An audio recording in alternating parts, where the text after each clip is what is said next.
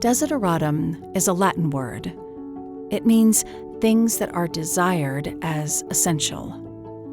The Desideratum podcast celebrates stories, the art of telling, and the journey of listening, with narrator Teresa Bakken and her author, artist, and wordsmith friends. Episode 20. Our featured story is from author Pamela Skjolsvik, who says she always considered herself a nonfiction writer, trained to tell the truth, until one day she discovered she likes to make things up. She's written a vampire novel that she says is not your daughter's vampire story. The first time I saw her was on our Zoom call. She's got loose, wavy curls in her hair, really open and animated facial expressions. And you can hear her bracelets clattering together every now and then while we talk. I thought the premise was great. I thought your characters were incredible. I thought it had good heart and good message. So I'm really excited to talk to you about it. Well, thank you. I appreciate that. Yeah. So tell me a little bit about you first, because what I find really interesting when I look on your website is that there are interviews about death professions. Yes. Yeah. Okay. So maybe we'll start there. What is that? All right. Well, all right. So this in 2008, I was going through, I guess, a midlife crisis. I was 38, and I'm like, I've always written, and I want to validate that. So I wanted to go to grad school to get my MFA in creative nonfiction. And so I went, and my mentor at the time, we were supposed to talk about what I was going to write, as my thesis. She didn't call, so I called her, and I got a funeral home, and I called again. And I'm like, I'm sorry, I keep calling you, but I'm trying to reach my mentor. And then she finally called me and said, well, when I'm on the phone on my landline and somebody calls me, it gets diverted to a funeral home. I'm like, well, that's really weird. And so we started talking about weird jobs, and I'm like, I could never work in a funeral home. That just seems like it would just be the saddest job ever. And she's like, well, why don't you go find out what that's like? So in the small town in Durango, Colorado, I decided to explore death professions. So I interviewed the embalmer who worked at the morgue there, the coroner. I rode along with EMTs one summer, and a photographer with Now I Lay Me Down to Sleep, who took pictures of babies who died at birth, which was extremely sad. And so I wrote my thesis, and that turned into my first published book, which is called Death Becomes Us. So I did this blog called The Death Writer. And so I wanted to normalize death and talk to people about grief experiences, because one of the things I discovered while writing this book is that it wasn't a fear of death. It was a fear of being present with people when they were grieving. I wanted to normalize grief experiences and talk about it and have people share their experiences. So that's what I did. So I did that with people talking about their experiences with death, different types, parents, spouses, friends, children. Mm-hmm. And then I also talked to people about working in death professions, like people who work. The blog, there were more professions than I'd realized. I guess it is a part of life, death is. And so it is a component to living in community, right? What do you do with your dead people? What happens after you die, literally, to a body? And so all of those professions, that was kind of fascinating to look at all of the different ways that people are engaged and involved in death that I hadn't really thought of. So how did then writing about an undead, how did that flow from that idea? Then your fiction is about a vampire. Yes, I know. It's very strange. I've always considered myself a nonfiction writer because everything I've had published in literary journals and then that first, book has been true. It's, and I have been trained to write the truth and to not make things up. But one day my son was just like, I think he was in 5th grade at the time, and he just said, "Mom, what do you think would happen if like a vampire, like a teenage vampire went to a tanning salon because he was tired of being pasty?" I'm like, I really don't know. But then I couldn't erase that thought from my mind. I'm like, a vampire going to a tanning salon. But I didn't want to think about the teen, because that seems to be the focus of, vampire fiction is the young, sexy vampire. I'm like, now I'm 50 years old. I will be 51 next month. I was thinking about the invisibility that I've experienced getting older in American culture and how that happens. So I began thinking about this woman who, in the last kind of ditch attempt at vanity, goes to a tanning salon, and she's a vampire. she's very, she's very tired of being a vampire. And, it's not this is, such an awesome thing to be a vampire. She was turned at the most undesirable age in American culture, which is the age of menopause, which is, the typical age of menopause, which is 51. So it's like that kind of was the jumping off point. And then I discovered I really enjoy making things up. So I was like, I had a lot of fun writing this book. Yeah. And it's like, where did these people come from? I don't know.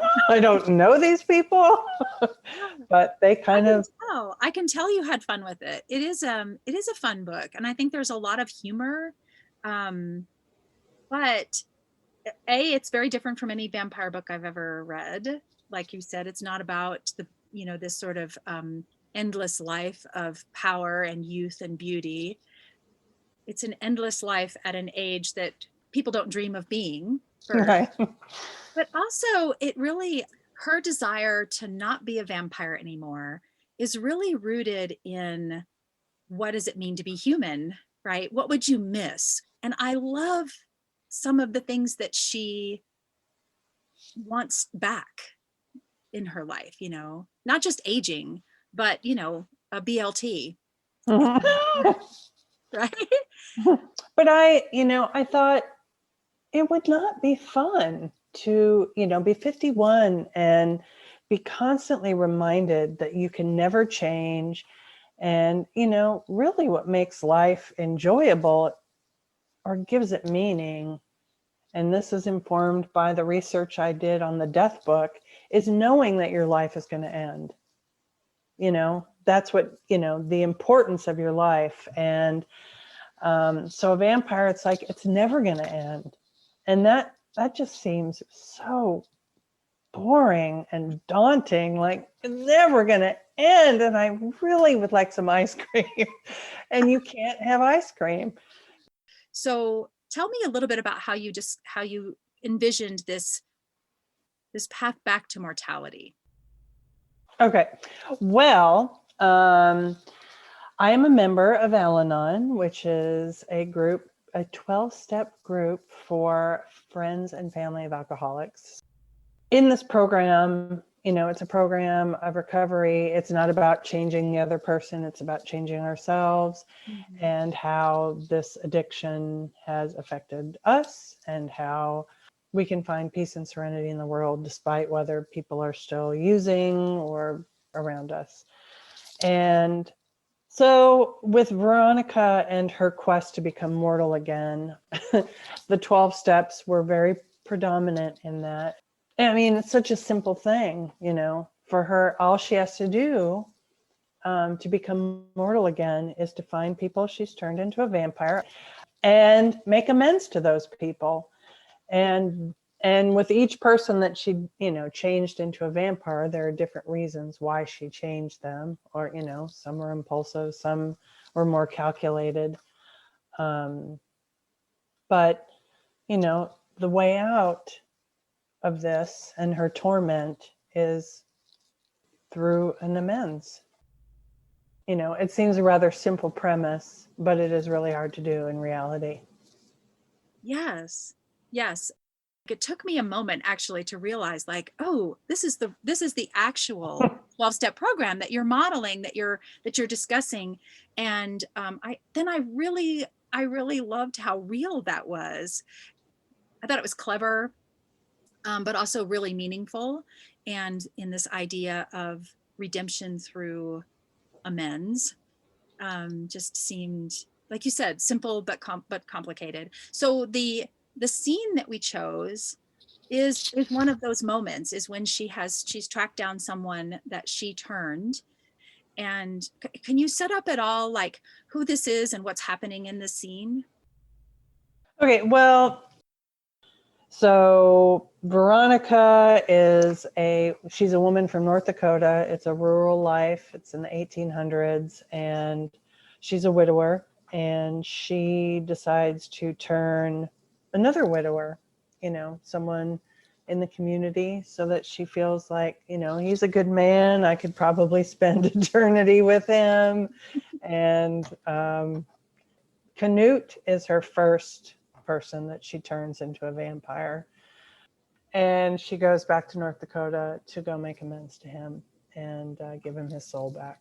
And she discovers that he didn't live his life like she did. And so he has a much different outcome and becomes mortal instantaneously, unlike her. So, let's start the scene. It's set in the present, in a remote house, where Pamela's reimagined vampire mythology includes sunshine that isn't fatal and a return to mortality. This is Forever 51 by Pamela Skjolsvik. Veronica let go of his hand and leapt into the room to demonstrate her superior bravery in the face of the sun. Canute shuffled behind her, with his hand now clinging to the back of her shirt. "Stop touching me. Go kiss your girl or something. Do you have a mirror in this man cave?" Natalia turned her attention from the frying pan. "What are you doing? Oh, my goodness, Canute, it's the daytime. What are you thinking?" Canute rushed to the kitchen and kissed her on the cheek, as if making the final leap of faith on the strength of love and bacon grease. "Don't burn that. What is it?" He looked down at the pan and inhaled deeply. "Canute, did you ever turn anyone? Like a person? Or did you just stick to the animals?" Veronica leaned against the granite counter. It occurred to her that she hadn't thought everything through. Not everyone lived as she did. "No, just animals. Why?" "Figures. Oh, those soulless creatures have just changed your life irrevocably," she muttered under her breath. "Well, I've got some good news and some bad news for you." "Okay." He crossed his arms and hopped up on the counter. "Let's start with the good news." "The good news is that you can now eat bacon." "Natalia, what are you making? BLTs, perhaps? Do me a solid and make up one for your old man." What is she talking about? The bacon will make you sick, won't it? No, it will actually make him fat and happy. Now for the bad news. Or maybe good news. It all depends on how you look at it. Veronica pushed off from the counter and began pacing the kitchen with Igor following behind. "Make some more toast, Natalia." She snapped her fingers to stop the woman from gawking. "I'm waiting. Am I going to die? Is that what you're trying to tell me?" "Yes, you are going to die, just like a normal person. As a 42-year-old man, you are now at the midpoint of your life. Hair loss, flatulence, and erectile dysfunction await you." Canute stared blankly. I'm 41. Really? I was 10 years older than you? Rawr. She clawed at the air and slapped her hands on his knees. Canute, the extra special sauce news is that what happened downstairs was a gift. I gave you your soul back. His face remained expressionless as he stared at her nervously ticking cheek. But here's the rub. You had more self-control than me in the bloodletting department, so you became mortal in like a millisecond.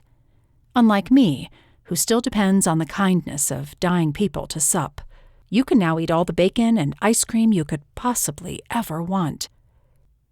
Sleep till noon on a Monday. And die, like Elvis on the toilet, if you so wish. I, on the other hand, have to traipse around this godforsaken country in search of people that I never want to see again, and apologize to them, just to get where you are at this exact moment. Am I making any sense? She exhaled and moved back to the other counter in case he lost it. Here's the sandwich. Natalia handed it to him on a dainty, ancient plate. I put the mayo on it the way I like it, and I cut the tomato very thin so it doesn't make the toast wet and squishy. You try. Stand over the sink for the crumbs. I just cleaned. Canute glanced over at Natalia, as if just then noticing her. You're a fantastic cook. Thank you. He walked over to the sink and sniffed the sandwich. Last time I tried to eat, I dry heaved for an hour. Are you sure about this? Veronica nodded. You'll be fine. More than fine. Go ahead. I dare you. He opened his mouth and took a bite, chewing longer than was necessary. He struggled to swallow it. How do you feel? Are you going to throw up the bacon? Natalia rubbed his back as if he were sick. Canute's unfocused gaze lingered on the kitchen cabinets as the first tentative toast crumbs dusted his beard like whole wheat snow. No, I don't think so. It just takes a little getting used to. He looked back down at the mayonnaised miracle on his plate. I think I want another one. I'm so hungry. Unlike Ingrid, Canute ate slowly and cautiously. It took him over an hour to finish 3 sandwiches. But Veronica was in no hurry. He seemed to be enjoying himself, like an infant discovering solid foods for the first time. While petting Igor, who seemed to have taken a shine to her, her mind wandered back to Jenny. How were the next few days going to play out?